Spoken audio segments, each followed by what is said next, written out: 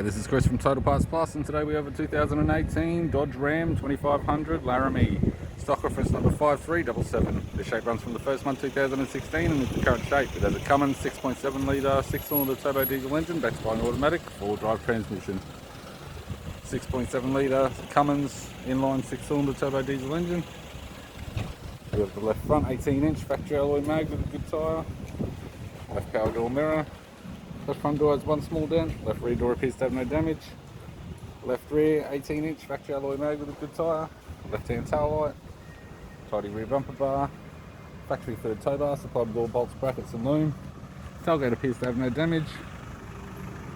Right hand tail light. Right rear 18-inch factory alloy mag with a good tyre. And a right hand front 18-inch factory alloy mag with a good tyre. With the driver's side door trim, tail window master switch. This vehicle is fitted with black leather interior. Center seat / console in black leather. Gear shift knob, heater controls, single stack. Sat nav display screen, interior mirror, courtesy lamp, left hand sun visor, right hand sun visor, instrument cluster, and a tidy 3-spoke leather steering wheel with cruise audio and phone buttons.